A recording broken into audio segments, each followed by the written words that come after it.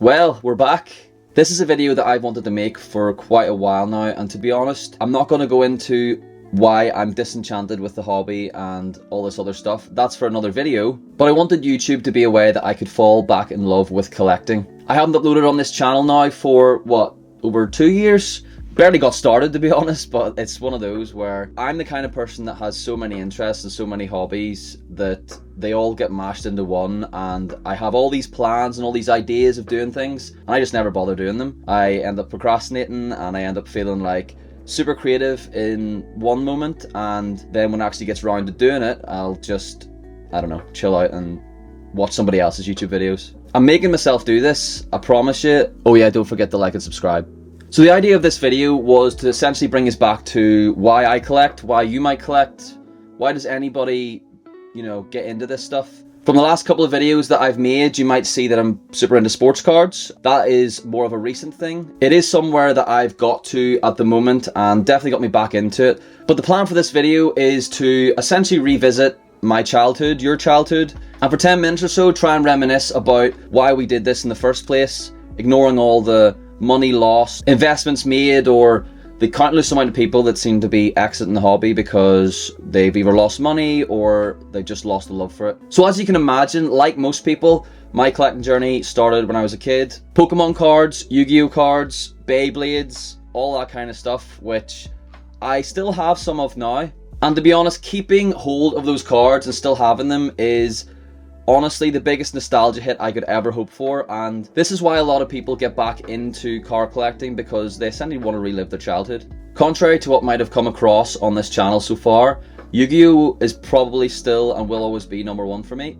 It's the hobby I cared about most when I was younger, and I still have pretty much every single card that I owned when I was a kid. So what I did really a few years ago to restart my collection, essentially got together all the cards that I still owned and tried to organise what I've got and what's achievable in terms of a collecting goal. I always find, for me at least, that it's important to kind of know what you're looking for, because when I started, I kind of just dived into card shows and eBay and all sorts of stuff, breaks, and pretty much just collected anything I liked the look of, which is obviously good in terms of being authentic and just collecting what you like, but then you end up with a lot, and I definitely have a touch of OCD, and I feel like that's not organized enough for me. So I started to kind of try and trim down what I've got, and especially if you're really starting out collecting, this might be something to consider doing from the very start. So I'm going to give you a little sneak preview into some of the cards that I own that I still have from when I was a kid, and what I've decided to do with them, because if you're into Yu-Gi-Oh like me, it might be a good place to start. So as you can see, we've got 4 binders here, and I've bought a lot of binders and different ways of storing my collection over the years. I wanted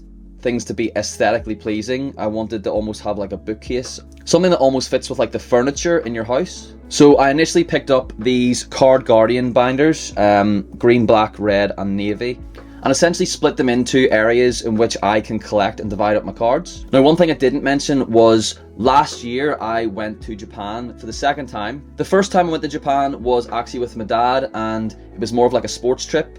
I didn't really get the opportunity to do much hunting for cards and all that kind of stuff, but whenever I went with my friend Clairway Collectibles, this is what really ignited a spark in me to try and achieve more collection goals, get back into Yu-Gi-Oh fully. And I've always loved the Japanese cards, the card stock, the products, the OCG side of things. So this was a real good opportunity to go and collect it and see it firsthand in the country. So going back to the binders, obviously that's one place I had to start. So the red binder here is for Japanese cards, and specifically the Series 1 and Series 2 OCG. You know, the cards that essentially look like they're from the anime? Well, that's the idea that I had. I'm going to have a quick glance at the red binder with the Japanese cards. Now, as you can see, there are sleeves with spaces. If I even just flick through it, now we're going to actually go through this in more depth in another video, but if I actually flick through it, you can see there's lots of gaps, but lots of cards in there as well. I decided to go through a lot of the different sets that this art style appears in, and basically build like a bit of a database of which cards are from what set and collect all the holos essentially. So like this here, you can see the Legend of Blue Eyes, Dark Magician. But even just at a glance, you can see how sick this collection is so far. And this is from me just going through Japan and picking up loads of different singles, which to be honest aren't even that expensive for the most part. As I know that can put a lot of people off, because to be honest, Not everyone wants to spend all of their money on cards or collecting. It is a hobby at the end of the day, and as long as it's something that you can afford and you love the cards, you love what you're collecting, even if it's not cards, there's plenty out there for budget collectors, mid collectors. But going back to my childhood collection, this is where I really started to organize what I wanted to collect. And in the green binder, we've got essentially a bit of like a deck/promos binder.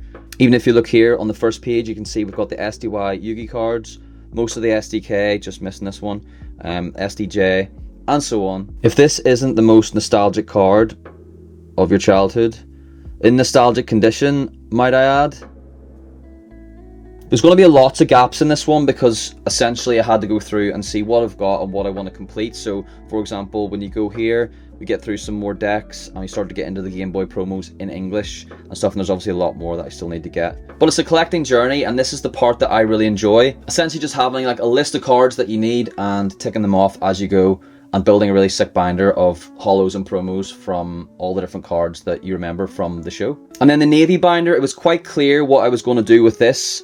We were going to start by completing all of the core sets, essentially through Duel Monsters. So personally, I actually never really watched GX or anything beyond that. This is what Yu-Gi-Oh is for me. So collecting these cards is what I find the most nostalgic. Now there will be some like 25th anniversary versions of these cards in here. For example, this guy, the Fierce Knight. I'm more interested in collecting the European or North American versions of the original prints. So you can actually see, let me just show you these two. So if you look at the difference between these two cards, we've got the guy, the Fierce Knight, which is LOB-EN006, and then we've got Celtic Guardian, which is LOB-E005, E being European. But you can see the difference in the saturation and color on the vanilla. But also, if you look at the top box where the name is inside, the shadow is completely different. So the layout is actually a lot different on the newer prints, and I just prefer the more nostalgic look of the Celtic Guardian. So some of these are placeholders, and I will eventually try and pick up like the older versions, even if they're in a more nostalgic condition. I'm not that bothered as long as it's relatively clean to look at.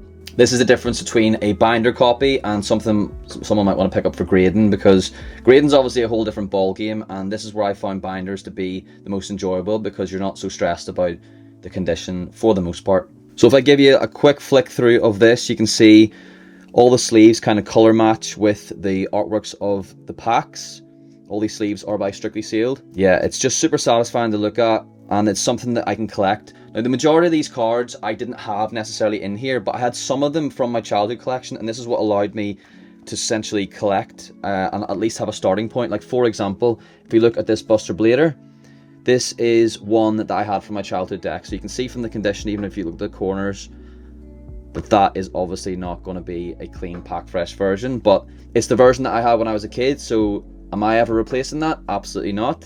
So that's essentially a good way to get started, in my opinion, and something that allowed me to be like, okay, at least I have a starting point, and then I can kind of start to build a collection from there. Let me know in the comments below actually if you still have your childhood collection, because I have heard lots of horror stories of like mums throwing cards in the bin and all sorts of stuff. So I feel very fortunate that I was smart enough to keep a hold of this through my teens and through my 20s. Because whether it's worth anything or not, because obviously a lot of these cards aren't necessarily first edition or in the condition that people necessarily want to pay for, but to me they mean a lot, and yeah, I'm starting to build something that I'm really proud of. So we flick through here, and as you can see, when we get to the end, we're up to Ancient Sanctuary and finally Soul of the Duelist and Rise of Destiny, because I do like some of the cards in there. And the final binder, which is the black one, which to be honest isn't really full much at all, but it's going to contain a lot of like ultimate rares and high rarity cards that I want to collect that I'm not necessarily grading, or might be in there until I send them for grading. Like for example, this is one of my favorite cards of all time for sure. Ultimate rare, Magician of Black Chaos. The actual monster itself is my favorite monster in Yu-Gi-Oh, and this is essentially the best version, so absolutely no complaints about that. I also do have it graded in a PSA 9, which is sick. I actually have two of these, so if anyone wants the second one, feel free to hit me up. And as I already own the Kaiba case as well, which I'll be able to maybe show you in another video, the whole deck that you get from the Kaiba case is in here in Japanese, which is super cool. The entire deck is holo. And there we go, that's a little sneak preview of the Yu-Gi-Oh binders. Now this is just meant to be a little introductory video into me, into why I'm collecting, Obviously Yu-Gi-Oh being the basis of it, but this channel might show you sports cards, it might show you Pokemon, it might show you Yu-Gi-Oh, other collectibles, who knows. I've got lots of things in my room that I can showcase, do videos on, show you different aspects of the collection, also keep you up to date with what I'm collecting. Grading is something I need to get into in terms of my opinion on it. I have graded with PSA in the past, but I do have a CGC sub coming back very soon, so I will do a video on that. But the plan at the end of this year, into next year, is to just smash through it and keep the content up, so let me know if you're enjoying it. And we'll see you in the next one, hopefully very soon. And yeah, thanks for looking.